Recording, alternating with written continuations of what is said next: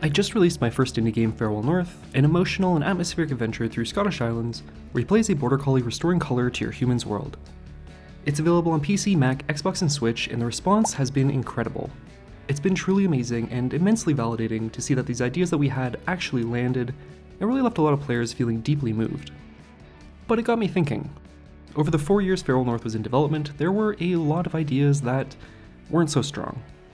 Many of those were pointed out by you in devlogs, but I'm also talking about things that you've never seen before in any of the devlogs or Discord posts, from whipping around in an ATV to one level where you actually played as a completely different animal. So here's a trip down memory lane to see what didn't make the cut in Farewell North.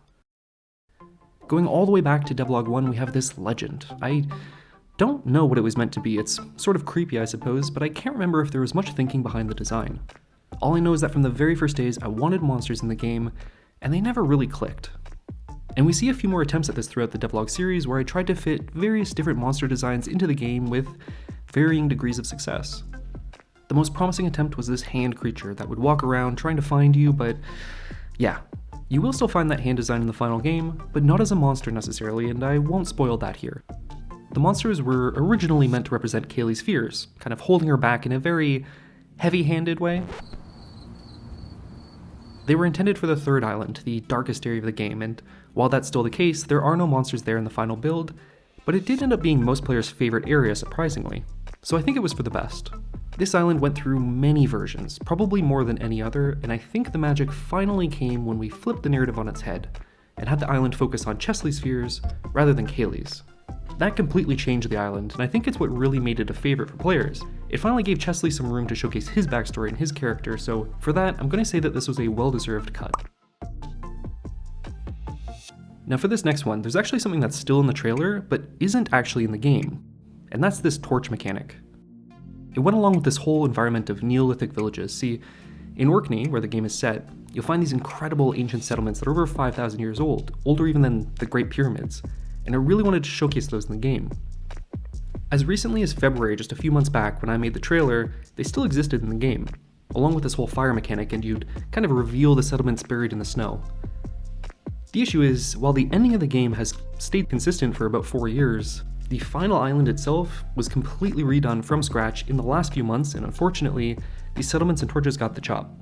Of all the things that didn't make it to the final game, this is perhaps the only one I actually regret not being able to find a way to include. I do think it was worth it, as the final island is much better off now, but I guess I'll categorize this as a bit of an unfortunate casualty. Now for something that's never been shown. I mentioned how the final island was redone in the last couple months just before release, but it didn't exactly go smoothly. There were a few false starts. To be honest, I was starting to panic a little bit with the lingering release date and suddenly having to completely redo a key chunk of the game, and that led to some pretty weird ideas. One of the more promising, or at least furthest developed ideas, but still not right, was this big ATV sequence where you'd scoot around with Chesley on the back, sliding through the snow. I'm not gonna lie, this was 100% inspired by Sean the Sheepman on TikTok. It just looks like a lot of fun. But the pacing was way off, and even if it somehow fit the narrative, then purely on a technical side, it still was the right idea to cut this. Adding a whole new vehicle mechanic with all the testing and tweaking that would require just weeks before I needed to be content complete and shift to console ports just wasn't feasible. It probably would have ended up being a buggy mess, not to mention the pacing issues, so it had to go, and it was a well-deserved cut. Going from endings to origins, we have good old Comfy Boy. Longtime followers may know that Farewell North started life as a little weekend project about a chihuahua trying to find the comfiest seat in the house. Somehow that idea grew, and 4 years later, finally finished what eventually became Farewell North. It's just such a shame that I never found a way to include this in the final game, don't you think? It would have been really nice to hide that somewhere as a fun Easter egg. Anyways, next up, we have PNG Save Files. This was never actually intended to be part of the game. I made it purely for the technical deep dive, showing you how you could theoretically store game save data in an image file that you could then share around like a postcard, hopping right back into the game at the moment the screenshot was taken. And the idea worked, but I explicitly said in the video that it wouldn't be in Farewell North for a bunch of reasons. Lo and behold, that became one of my biggest videos, and to this day I still get comments clearly expecting that it's a feature in the game, and yeah, sorry, it's not, and for good reason. Moving on. Taking it way back to one of the original devlogs for this one, we find these Braziers, which provided a sort of stationary color source. They were scrapped pretty much as quickly as they were implemented, and I'm pretty sure that they were gone like a week after that devlog was published. The reality was I didn't really have a clear grasp on the rules for color sources yet at the time, and their kind of narrative meaning. The Braziers had no real purpose, there wasn't much I could do with them, I couldn't mix them up or make them interesting, and they didn't really fit the narrative of color representing Kaylee's emotions. Like, why is this Brazier making her so happy? Also, the game is set in modern day Scotland, we don't exactly have Braziers lying around, so another well-deserved cut. It's almost unfair to focus on these really early ideas as they're kind of meant to be exploratory and you're still trying to figure out what the game is, but in some really old footage, you'll see these sort of runes on these stones, and yeah, there was a whole storyline at the time about parallel timelines and kind of the Viking history of Orkney, and yeah, maybe I can go into that more detail one day, but this whole kind of storyline of Vikings and such was completely cut. There's one reference left to it that you can find on one of the scaries in the final game, but that's about it. All in all, I would say a very well-deserved cut again. The next puzzle mechanic to meet the axe was the streetlight puzzle, which I honestly can't remember how it worked. It went through a whole bunch of different versions, and I think in this footage, you just had to activate them all at the same time, which was the simplest sort of iteration of the feature. But in general, it was always some sort of perspective puzzle.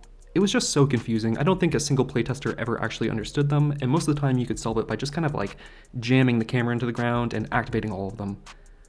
The light concept did stick around though, with a last-minute idea from my composer John, and this puzzle was replaced with the fairy lights that you find in the final game.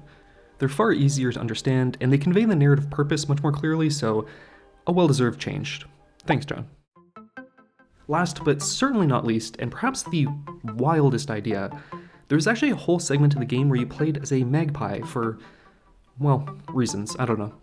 Ultimately, this went the same way as the ATV, an out there idea that perhaps could have been interesting, but ultimately just didn't quite click. The narrative significance of magpies in Farewell North is something I'm not entirely sure that every player picks up on their first run, and I don't know if this would have actually helped or hurt that, but I do like how, in the game as it currently stands, second playthroughs tend to bring it out more clearly. I still think there may have been something to this idea, so we'll categorize it along with the Neolithic settlements as something that perhaps could have been interesting to keep if I had found a way to do it right. But as is, the game is certainly better off without it. So what do you think? Would you have liked to see some of these in the final game, or do you think it was the right idea to cut them? It's always difficult to tell what the right decisions are in the moment, but looking back, I'm quite confident that these changes were all for the best, aside from maybe those Neolithic settlements. Those ones are always going to be the one that got away. I just was never able to get them to quite work, so yeah, I'll always look back on that as a slight missed opportunity. But the others, yeah, I think they were right to go. Thank you to all of my patrons who directly support me.